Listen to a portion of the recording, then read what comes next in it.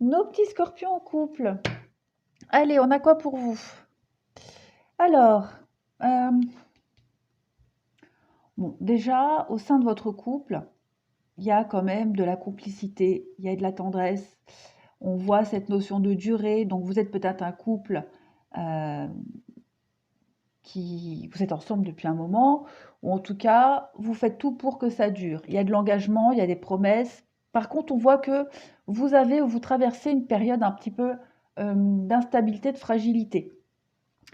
Euh, on parle ici peut-être un manque de confiance suite à une promesse qui n'a pas été tenue, un mensonge. Euh, derrière, on a le projet.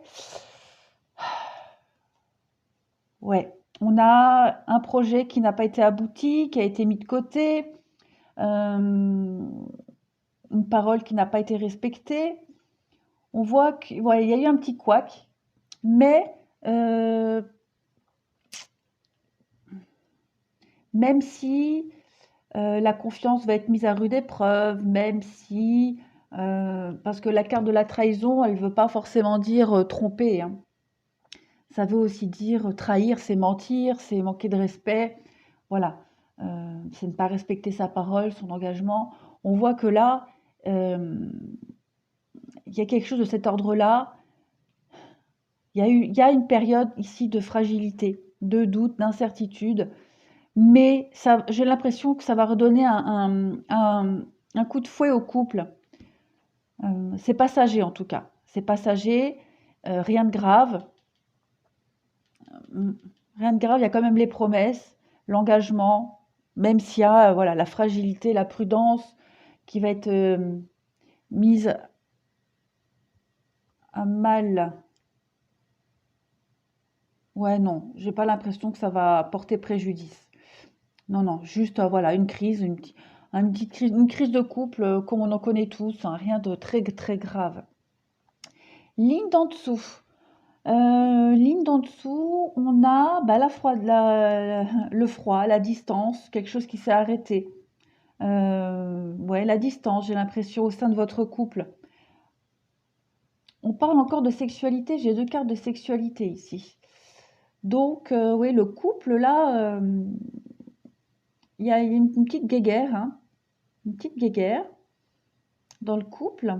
On parle d'échanges négatifs, d'échanges, on a reçu une mauvaise nouvelle. On nous a dit non à quelque chose, il y a un blocage, il y a un manque de communication par rapport à, par rapport à quelque chose qui était quand même bien parti parce que l'été, c'est quelque chose qui est chaleureux, c'est le soleil, c'est récolter, c'est la détente avec l'amour dans le couple. Donc, j'ai l'impression que on a été un peu refroidi par rapport à quelque chose qu'on attendait impatiemment.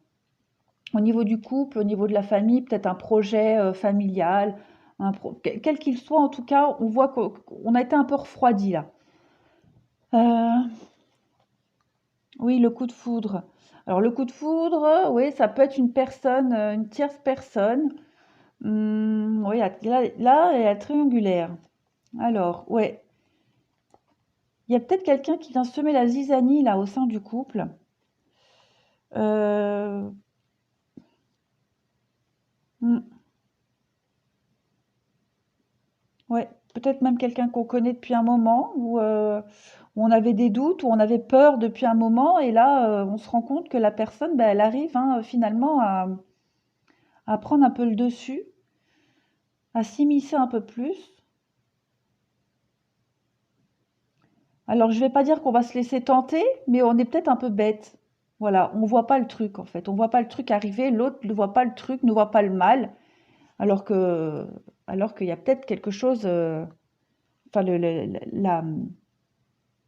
les intentions de l'autre personne ne sont pas forcément très positives. En tout cas, ici, il y a une mauvaise nouvelle qui arrive, hein. Il y a une mauvaise nouvelle. On vous dit non.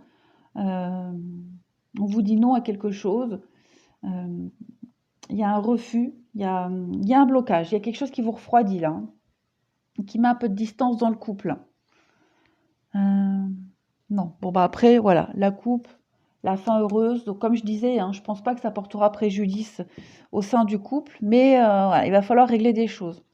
Ouais, on parle de superficialité, hein. Il y a une situation ici, il y a quelqu'un, ouh, pas bien, vilain, vilaine.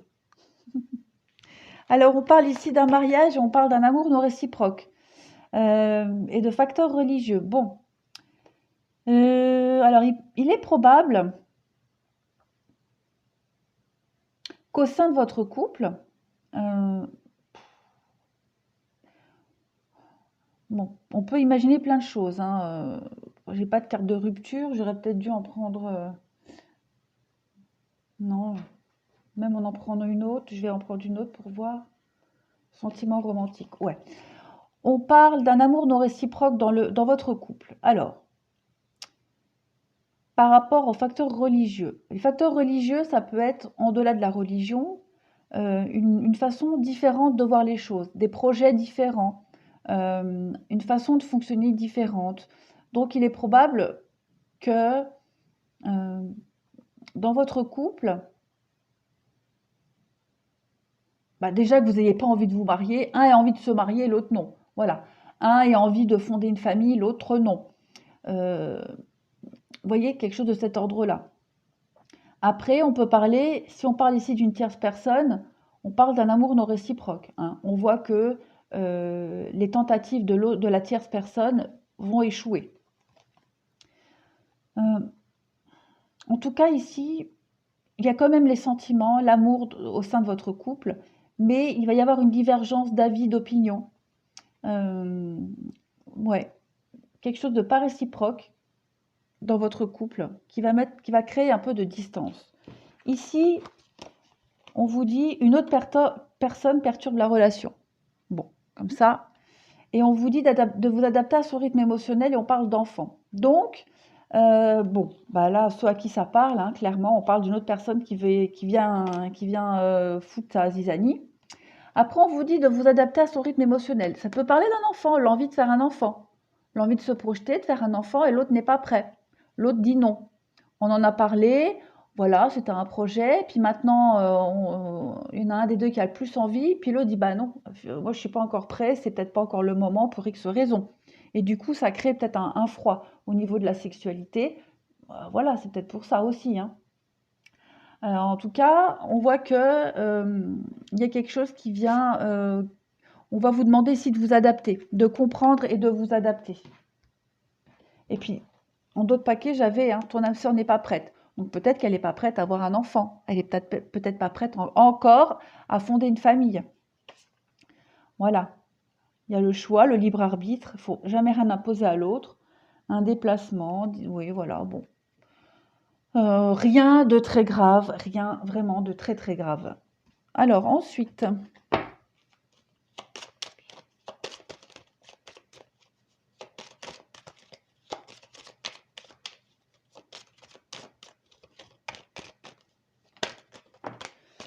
Alors, ici, on a la chance. J'ai deux notions de chance. La lune. L'ours, c'est aussi le côté maternel, hein. C'est dominer une situation, c'est la maîtriser, mais ça représente aussi le côté maternel. La lune, pareil, hein, ça peut être la féminité. La lune, c'est tout ce qui est émotionnel. Donc ce mois-ci, pour vous, les scorpions, au mois de décembre, vous allez vraiment avoir des opportunités de mettre en lumière quelque chose vis-à-vis du côté maternel. Maîtriser une émotion ici. Ouais, la croix, les soucis, les peurs, les doutes, les blocages aussi. Des blocages pour être mère. Trop de cartes. Trop de cartes.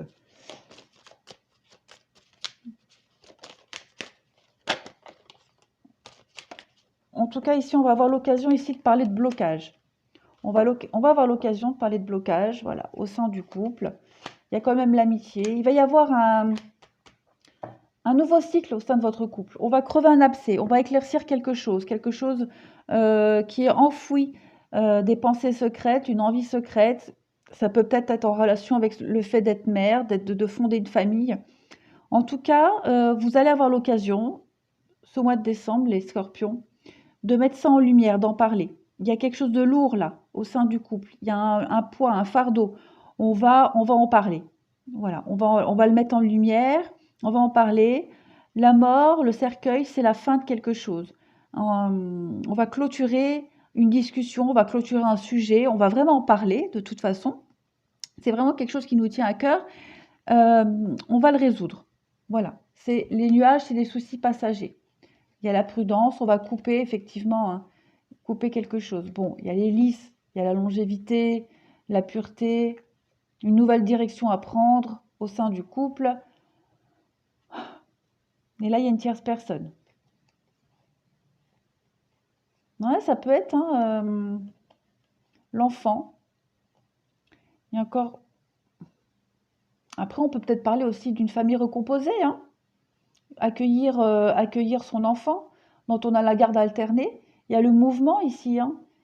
Le mouvement par rapport à un enfant. Ça peut être ça aussi. En tout cas, ça vous parlera, les scorpions. Voilà. Eh bien, écoutez, je vous souhaite un très très bon mois de décembre, les scorpions. À bientôt.